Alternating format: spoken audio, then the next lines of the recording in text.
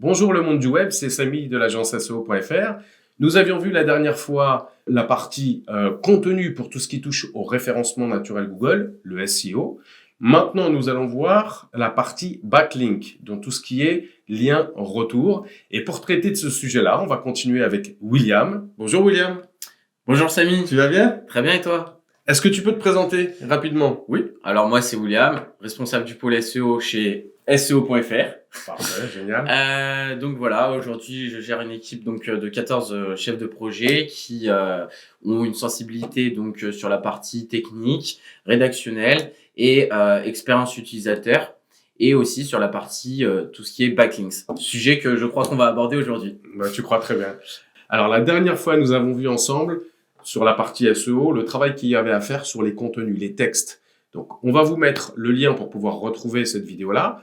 Maintenant, aujourd'hui, nous allons voir la partie backlink. Donc, c'est un deuxième pilier, un autre pilier du SEO, et ça pousse les mots-clés en première page de Google. Donc, William, aujourd'hui, est-ce que tu peux nous expliquer qu'est-ce que le backlink? En gros, la stratégie de backlinks, aussi dit netlinking, c'est la puissance et la notoriété de votre site internet, donc sur la toile, donc sur Google. Donc là, concrètement, c'est des sites externes qui viennent faire un lien vers votre site, à vous. Très bien. Et est-ce que les backlinks qui sont faits ont tous la même puissance? Non, en fait, il y a plein de critères que Google a pour évaluer la puissance d'un lien. D'accord. Et donc, ça veut dire que chaque backlink a une note donnée? Alors, oui, c'est ça. En gros, chaque lien qui est fait sur ton profil de lien apporte une certaine puissance. Et à chaque fois, tu peux avoir le détail avec différents outils, le détail de chaque lien, qu'est-ce qui t'apporte. Par exemple, j'ai un lien du Parisien ou j'ai un lien du Figaro, la puissance n'est pas la même. D'accord. Et en général, quelle est la note d'un bon lien? Un lien, par exemple, sur les exemples que tu as donnés, c'est des notes qui vont de 0 à 100. Et donc, un bon lien, une bonne moyenne de liens, ou un bon lien, comme tu veux, c'est quoi la note? Je pense qu'à partir de 40, on est à peu près bien hein, en termes de... Par exemple, ça peut être un critère comme le Domain Authority ou autre. Tu vois, il y a différents critères. Mais sur une note de 0 à 100 sur le Domain Authority, par exemple, 40, ça paraît bien. Très bien. Donc, j'imagine qu'effectivement, la qualité des liens et la quantité dépend aussi de la concurrence. C'est pour ça que je voulais te poser l'autre question. Donc, OK, juste pour synthétiser, donc les backlinks ont des notes de 0 à 100. Plus la note est importante, plus ça apporte du jus au site internet. Il existe donc des outils pour mesurer la note par backlink. Et le critère, c'est le TrustFlow, Domain Rank, etc. Maintenant, quelle est la régularité des backlinks qu'il faut mettre sur ton site et pour quelle puissance moyenne? Alors, là, concrètement, il faut regarder la concurrence. C'est comme sur la qualité des liens, avec cette note où je dis que c'est 40, mais globalement, il faut regarder la concurrence. Bah, la régularité, c'est pareil. C'est si j'ai un concurrent qui fait de façon très régulière des liens tous les mois ou toutes les 2 semaines des liens, bah là, il faut aussi envoyer pareil.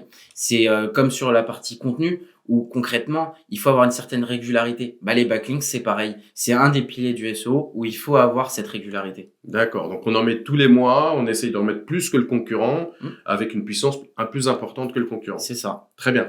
Mais dis-moi, comment on fait pour avoir des backlinks? Alors, là, il y a plusieurs stratégies. Il y a une partie, on va dire, gratuite où aujourd'hui, vous êtes un vendeur, je sais pas, de chaussures, par exemple. Et ben là, il va falloir contacter des fournisseurs, des prestataires qui peuvent faire un lien vers votre site internet, étant donné que vous travaillez ensemble. Ensuite, il peut y avoir aussi des liens locaux. Donc voilà, si vous avez un business local, par exemple des journaux, voilà, des institutions ou autres. Il y a aussi des liens naturels où vous avez une certaine notoriété, votre marque a peut-être une notoriété, et là, vous allez être contacté par des journaux ou autres qui vont vouloir faire un article sur vous. Et là, vous récupérez ce lien-là. D'accord. Donc ça, c'est la partie gratuite. C'est ça. Et ensuite, il y a une partie payante, j'imagine. Il y a une partie payante. Effectivement, il existe des supports d'achat de backlinks. Donc voilà. Et là, concrètement, c'est un certain budget. Ce budget, bien sûr, dépend de la qualité du lien, de la notoriété du lien aussi qu'il y a. Voilà. Tout à l'heure, je vous donnais l'exemple du Figaro ou autre, ou du Parisien. Là, concrètement, on va être sur une puissance qui est quand même assez forte. Du coup, un budget assez fort aussi. D'accord. Donc, ça veut dire que si je veux acheter des liens, je peux appeler directement, par exemple, les régies publicitaires, par exemple, si c'est possible, et leur proposer d'acheter un lien de chez eux vers chez nous. Ouais, c'est ça. Très bien. Et est-ce que tu as une idée bon, c'est un peu compliqué, j'imagine, mais une idée de budget qu'il faut consacrer pour avoir des liens puissants sur un site? Là-dessus, ça dépend, comme je le disais tout à l'heure, de la concurrence, de la régularité.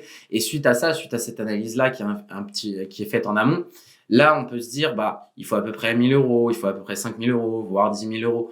Tout dépend du support. D'accord. Voilà. Il y a vraiment une phase d'analyse sur la stratégie backlinks à faire en amont. Ok, donc ça nécessite des compétences particulières, Ouais, j'imagine, pour pouvoir déjà analyser le marché, la concurrence et ensuite acheter les backlinks. c'est ça. Très bien. William, tu m'as donné l'exemple tout à l'heure d'un site qui vendait des chaussures. Mhm. Donc, admettons, je vends des chaussures, très bien. Est-ce que je peux avoir des liens de n'importe où, du garage du coin qui a un site internet, de l'agence immobilière? Comment ça se passe au niveau de la thématique des backlinks? Non, il faut vraiment que le lien qui fasse un lien retour vers votre site soit thématisé. Donc, si je reprends l'exemple du vendeur de chaussures, il faut vraiment que ça soit dans cette thématique-là. Tu vois, tu peux aller jusqu'au prêt-à-porter, tout ça, mais il faut vraiment être en thématique avec votre lien. D'accord.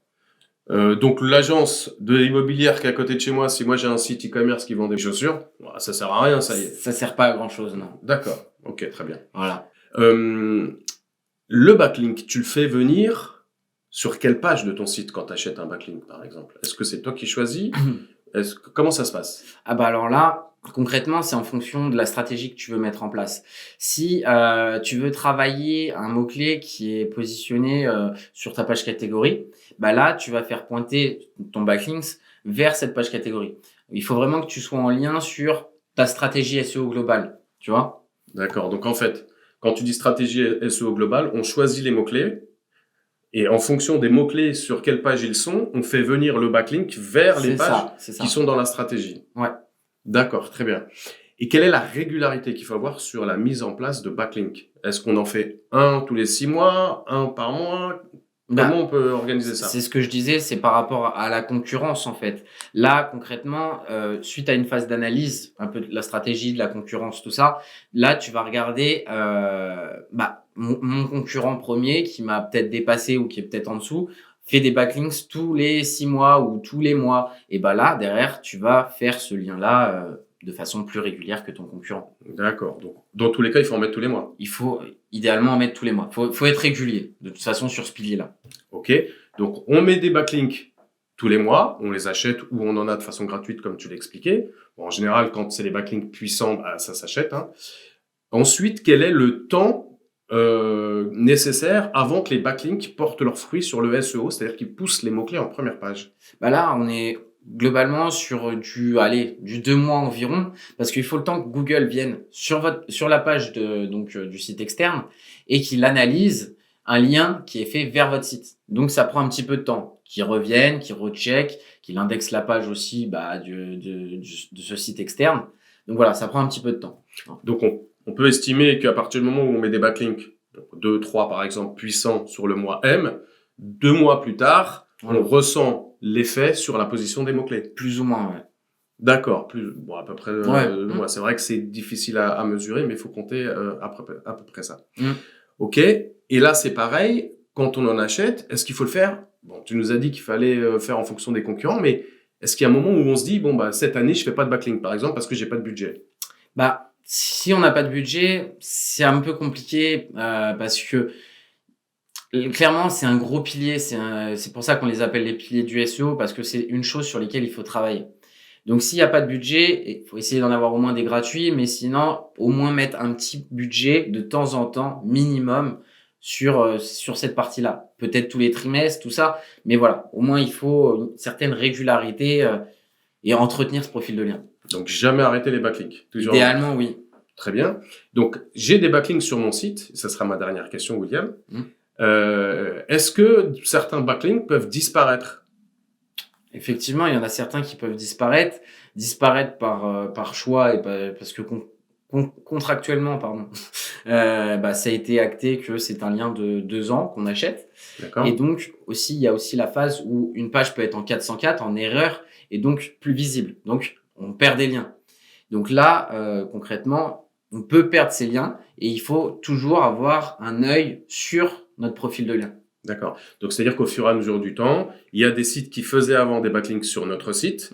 Ils peuvent arrêter le site, fermer la page où il y avait un backlink, ou alors, en fonction de l'achat du lien qu'on a fait, qui avait une durée de vie limitée, des backlinks peuvent disparaître. C'est ça. Et c'est pour ça qu'il faut donc en rajouter régulièrement. En rajouter régulièrement et surtout avoir un bon suivi de son profil de lien. D'accord. Et l'outil que tu utilises, toi, le plus souvent pour l'analyse des backlinks, c'est lequel? Il y en a plein. Après, on en a en interne, mais on utilise aussi Ahrefs, par exemple. Oui, c'est le plus connu du marché. Ouais. Très bien. Pour synthétiser donc la partie backlink, il faut retenir 4 points. Le thème du backlink qui vient doit être en rapport avec votre thème. La régularité des backlinks. La qualité doit être pertinente. Et lorsqu'un backlink vient sur votre site, il doit arriver sur la bonne page en rapport avec la stratégie SEO. Voilà, on a fini sur la partie backlink. J'espère que c'était clair pour vous. Si ça ne l'est pas, posez-nous les questions sur la page commentaire. Et je vous dis à bientôt pour la prochaine vidéo. Merci William. Merci. À bientôt. À bientôt.